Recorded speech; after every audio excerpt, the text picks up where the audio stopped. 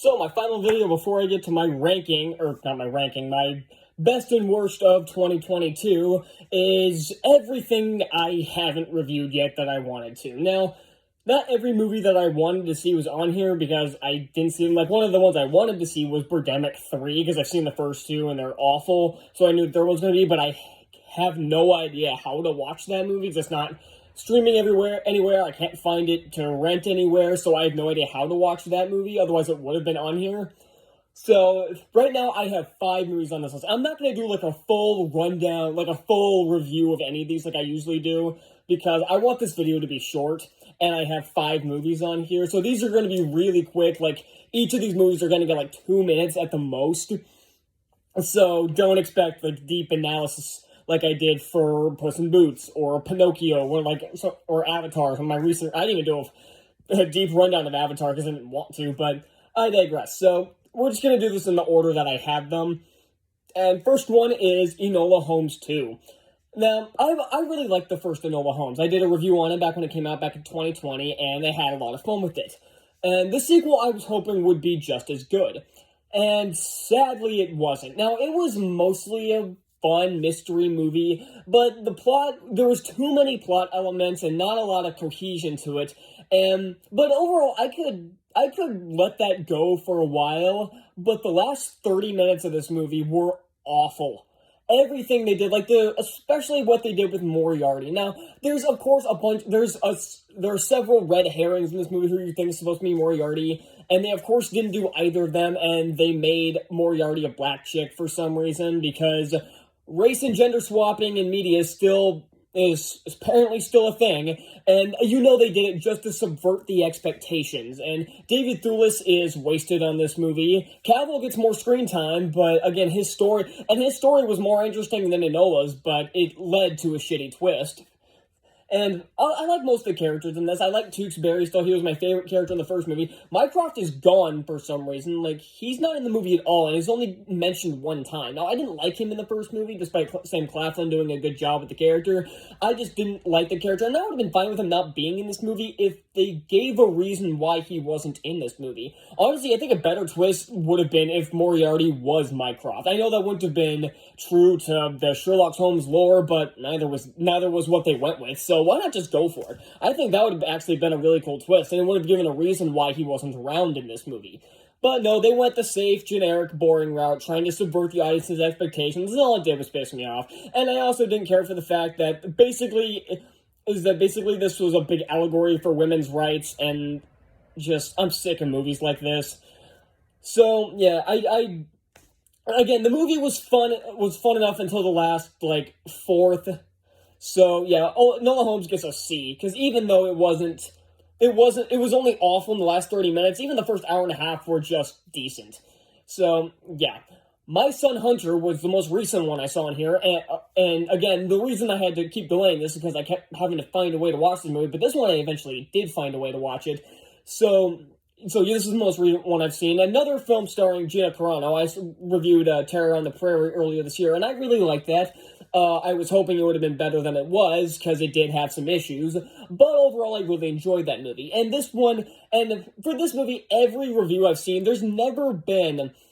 I haven't seen a single review that's actually critiquing the movie. It's just a bunch of liberals bitching and moaning. Like, every single headline for a review on this is talking about how it's a right-wing movie, or how it doesn't own the libs. It's like, that's not how you review a movie. These stupid sites have no idea how to actually review a movie. And, yeah, the production quality isn't very high in this movie, but it was good enough for the budget. People seem to misunderstand the difference between low quality and low budget. Like, if your movie has a budget of tens of millions of dollars and it looks like crap, then there's no excuse. This movie had a budget of roughly $2.5 million. And it got some really good talent here. Like I said, Gina Carano, Lawrence Fox does really well in the lead role. Is it John James who plays Joe Biden in this? I think that's his name. I could be wrong, but I think that's his name. They all do very well, and again, all of the reviews I've seen, they don't actually review this movie, and I don't have time to review this.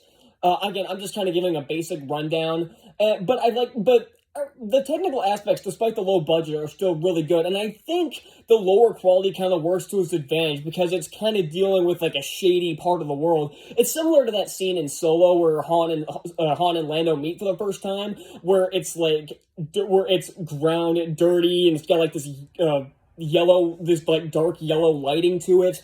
So it really works to the movie's advantage. I feel like it really works here, and I like how they use and the aesthetics they use are well done, and the story's paced pretty well. I wasn't actually bored with this movie, which I kind of was worried I was going to be, but I was not. And like I said, performances are good, and again, just any conservative movie is going to get. And I will say this: if your movie is being loved by places like The Guardian or the New York Times, all it's saying is you have the liberal stamp of approval, and that's not what this movie wants. So I'm gonna give this movie an A+. I really did like the movie, but it's partly out of spite, so yeah. But I did really like the movie still, so it probably would have gotten that regardless. Fantasy football, oh man, from a really good one to a really shitty one, oh man. The people who made this movie clearly don't fully understand football, because there was a problem 2 minutes in where he has all these, where the running back has a bunch of fumbling issues, and that's why he keeps bouncing from team to team to team. But one of the times, he's clearly all the way on the ground before the ball comes out, which is not a fumble. So clearly these people don't actually, a lot of these people who made this movie don't actually watch football. They maybe watched a few games in preparation for this, but they don't actually understand most of the rules. And the plot itself is just dumb. I know this is a Nickelodeon movie, but hey, Paw Patrol was good.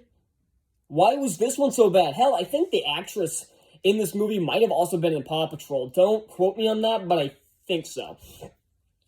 But everything about it is like the very concept of winning football games by playing a video game it's like the same problem I have with Ready Player One. They defeat the villain by playing video games. What message am I supposed to take from this movie?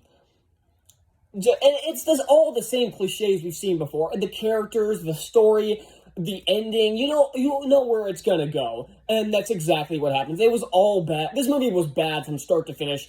The actors try their hardest. I will give them that. They try, but none of the characters have any chemistry with each other whatsoever. So I'm giving this movie a D-. This sucked. R.I.P.D. 2, Rise of the Damned. I had no interest in watching. I actually didn't have much interest in watching this. The original R.I.P.D. with Ryan Reynolds and Jeff Bridges is awful. And this one is just as bad. Now, this is supposed to be a prequel to that movie, which I didn't realize until I was watching it. Because the guy who Jeffrey Donovan plays is Jeff Bridges' character, just when he starts at the R.I.P.D. Can we just, if you're gonna make a sequel, just make a sequel. Quit touting this as 2 and making it a prequel. I'm getting sick of that crap. And not only does this really contradict his backstory in the first movie, it's just a bad movie. The worst thing about this was that there was this really bad running joke where to everybody else, both Donovan and Penelope Mitchell, who was apparently Joan of Arc, is in this. And while she does pretty well, she was also in Hyperions, which I really like. She was really good in that. Her look in this movie, like the outfit and the hair design and the hairstyle that they gave her, made her look like an Assassin's Creed reject. But she did pretty well with her performance, and Donovan was pretty fun. He was actually a really good choice for a young Jeff Bridges. He actually looked and sounded like a young Jeff. He didn't quite look it, but he sounded like a young Jeff Bridges.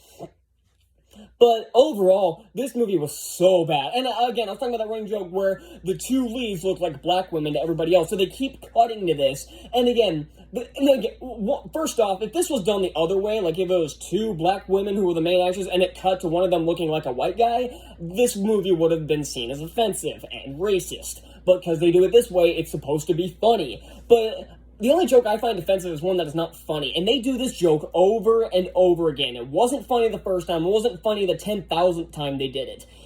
So, no, it's not. So, yes, I do find this joke offensive because it's not funny. R.I.P.D. 2 gets a D, moving on. Mortal Kombat Legends Snowblind. Not about the biggest Mortal Kombat fan. Like, I don't really play much of the games. I saw the movie last year and it was terrible. I don't really like the first 2 movies either. A lot of the shows that have come out with are awful. Like, most of the media they've had, other than the video games, hell, even some of the video games suck, have been bad. But I've heard these Mortal Kombat Legends movies have been coming out for a while. Like, they had one with, like, Scorpion not too long ago. And this one's based on Kenshi and an older Sub-Zero. And they kind of pull the same thing Disney did with Luke Skywalker and Obi-Wan Kenobi, but they did it better here.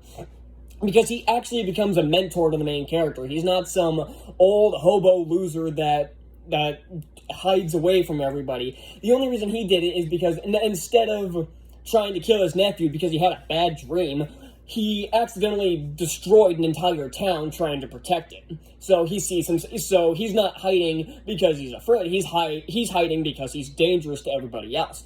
That's much better than Last Jedi already. So, but then the action sequences are pretty fun. I do think it's a little over the top with the violence, even by Mortal Kombat standards. But the fight scenes were fun enough to watch. I liked the characters surprisingly. Kano was done interestingly in this. I'm assuming what happened to him was from one of the earlier Mortal Kombat Legends movies, which I haven't seen. But yeah, overall, this was a fine movie. I'm giving this one a C+. So yeah, that's everything I've caught up on, or everything I needed to catch up on. Now I can finally do my top 15 and bottom 15 for 2022. So I'll see you on those videos. Bye.